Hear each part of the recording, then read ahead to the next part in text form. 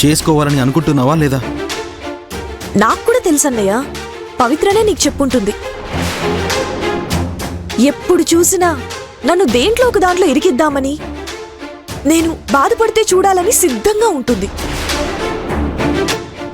దానికోసం ఎన్ని రకాలుగా ప్రయత్నం చేయాలో అన్ని రకాలుగా చేస్తుంది. నేను సంతోషంగా ఉంటే అస్సలు ఓర్చుకోలేదు. కీర్తి, నువ్వనుకున్నట్టు పవిత్ర లాంటిది కాదు. తనెప్పుడూ నీ మంచి గురించి ఆలోచిస్తుంది. అనవసరంగా అపార్థం చేసుకోకు. నాకు తెలుసు, ఆవిడ గారి మీద నువ్వు మాట పడనీయవు. కీర్తి, ఇక్కడ టాపిక్ పవి కాదు, నీ పెళ్ళి. చూడు కీర్తి, నీకేది మంచో ఏది చెడో తెలుసుకునే వయసు కాదు నీది. ఆ మెచ్యూరిటీ లెవెల్స్ కూడా నీకు లేవు. కాబట్టే చెప్తున్నాను, ఏ విధంగా చూసినా విక్రమ్ నీకు తగినవాడు కాదు. వాడితో నువ్వు సంతోషంగా ఉండలేవు. సరే అన్నయ్య, ఇంతదాకా వచ్చాక నేనింక దాచడం దేనికి? నాకు విక్రమ్ బావ నచ్చాడు. నేను బావని పెళ్లి చేసుకుంటాను. తనతోనే నా జీవితం సంతోషంగా ఉంటుంది. కీర్తి, నీ పెళ్లి నిర్ణయం నీదే. దాన్ని నేనే కాదు, ఎవ్వరూ కాదనరు. కానీ ఒకటికి 10 సార్లు ఆలోచించి నిర్ణయం తీసుకోమని చెప్తున్నాను. ఒకసారి నీ మెళ్ళలో 3 ముళ్ళు పడిన తర్వాత తొందరపడ్డాననే ఫీలింగ్ నీకు రాకూడదు. పోయిన జీవితం వెనక్కి తిరిగి రాదు. అందుకే చెప్తున్నాను, విక్రమ్ వల్ల నువ్వు చాలా సఫర్ అవుతావు. పెళ్లి విషయంలో నువ్వు అసలు ఆవేశపడకు. అలా ఏమీ ఉండదు. ఎక్కడి నుంచో వచ్చిన పవిత్రనే మీరు నెత్తిన పెట్టుకొని చూసుకుంటున్నారు. చిన్నప్పటి నుంచి కలిసి పెరిగిన విక్రమ్ బావ నన్ను గుండెల్లో పెట్టుకొని చూసుకుంటాడు. వాసుకి అత్తయ్య, ఫణీంద్ర మావయ్య నన్ను కూతుర్లా చూసుకుంటారు. కాబట్టి ఈ విషయంలో నా నిర్ణయం మారదు. నీ ఇష్టం కీర్తి, నీ నిర్ణయాన్ని మార్చుకోకు. ఒక పని చెయ్యి, అప్పుడే తొందరపడి పెళ్లి చేసుకోకు. పీజీ కంప్లీట్ చేసి ఆ తర్వాత జాబ్లో సెటిల్ అవ్వు. అప్పటికీ నీకు లైఫ్ మీద ఒక ఐడియా వస్తుంది. ఎవరు ఎలాంటి వాళ్ళో తెలుసుకునే మెచ్యూరిటీ వస్తుంది. నీ ఫ్యూచర్ని నువ్వే డిసైడ్ చేసుకోగలిగే ఇండివిజువాలిటీ వస్తుంది. అప్పుడు నీకు ఏది కరెక్ట్ అనిపిస్తే అదే చెయ్యి. అప్పటిదాకా ఓపిక పట్టు. ఆ తర్వాత పెళ్లి చేసుకో. నేనెప్పుడు పెళ్లి చేసుకోవాలో నాకు బాగా తెలుసు. ఈ విషయంలో నీ సలహాలు నాకేం అవసరం లేదు.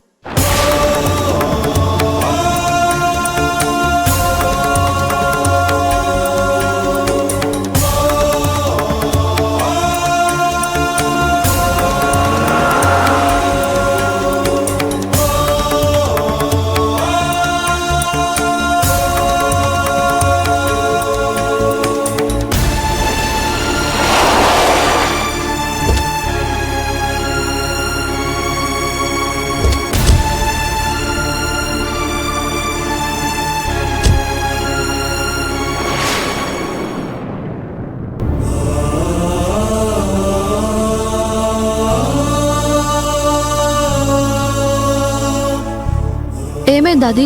కీర్తితో మాట్లాడావా? ఎందుకు తనంత కోపంగా ఉంది? మాట్లాడాను కాబట్టే కోపంగా ఉంది. నువ్వేమైనా అన్నావా? మన మనేంత, మన మాట వినేంత చిన్నపిల్లేం కాదు కీర్తి.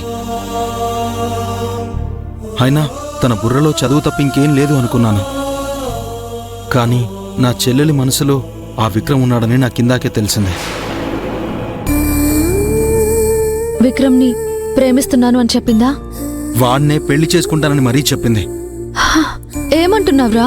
అవును పవి, నువ్వు చెప్పావని. కీర్తిని పిక్ చేసుకుందామని కాలేజ్కి వెళ్తుంటే ఇద్దరూ బైక్ మీద వస్తూ దారిలో ఎదురయ్యారు. వాళ్ళని ఆపి కీర్తిని కారెక్కించుకున్నాను. తర్వాత కీర్తితో మాట్లాడాను. తనకన్నీ తెలుసంట, ఎవరి సలహాలు అవసరం లేదంట. విక్రమ్ని పెళ్లి చేసుకునే విషయంలో ఎవరు ఇంటర్ఫియర్ అయినా ఊరుకోదంట. వాడు దీని మైండ్ని చాలా ట్యూన్ చేశాడు. ఇలాంటిదేదో జరుగుతుందని నేను భయపడుతూనే ఉన్నాను. అందుకే నేను అలర్ట్ చేసి కీర్తితో మాట్లాడి భరోసా ఇమ్మని చెప్పాను. కానీ అప్పటికే ఆలస్యమైపోయిందన్నమాట. ఇది నిన్నో మొన్నో స్టార్ట్ అయింది కాదు. కీర్తి మాటల్ని బట్టి ఎప్పటినుంచో ఇద్దరి మధ్య లవ్ ఉంది. ఇంట్లో ఉండి కూడా మనం కనిపెట్టలేకపోయాం అంతే. కీర్తి మనం చెప్తే వినే స్టేజ్ దాటిపోయింది పవి. దీన్ని ఇలాగే వదిలేస్తే ఆ విక్రంగాడు కీర్తి జీవితాన్ని నాశనం చేస్తాడు. తెలిసి తెలిసి మనమే తప్పు చేసిన వాళ్ళం అవుతాం. లేదు పవి, ఈ విషయం ఇప్పుడే నాన్నతో చెప్పి వాళ్ళ ప్రేమకి ముగింపు చెప్పాలి. కీర్తి భవిష్యత్తుకు ఇంకో కొత్త దారి వేయాలి. అది ఆగు.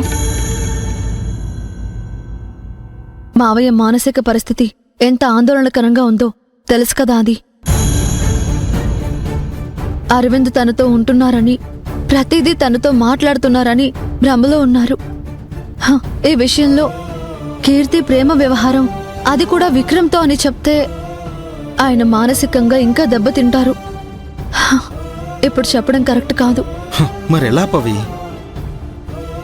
ఎలా వీటన్నింటి నుంచి బయటపడాలి? ఒక పక్క సంజన అర్థం చేసుకోకుండా బిహేవ్ చేస్తోంది. తనన్నదే జరిగి తీరాలని మొండి పట్టు పడుతోంది.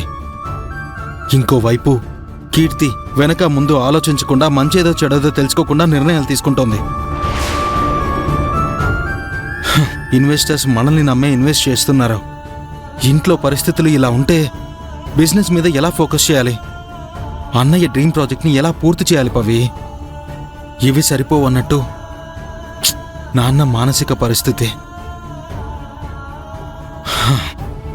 ఇవన్నీ ఎలా డీల్ చేయాలో నాకేం అర్థం కావట్లేదు పవి. నేనున్నాను కదా, నువ్వెందుకు ఇంత టెన్షన్ పడుతున్నావు? ఇద్దరం కలిసి ఒక్కొక్కటిగా సాల్వ్ చేద్దాం.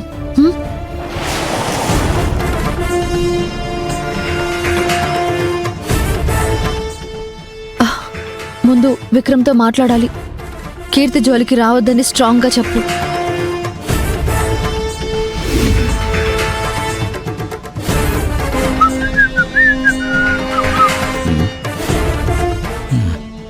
విక్రమ్, ఏంటి? నీతో మాట్లాడాలి. నాతో రా. ఏం మాట్లాడాలి? మాట్లాడాలని చెప్తున్నాను కదా, రా. పవి, నువ్వు కూడా రా.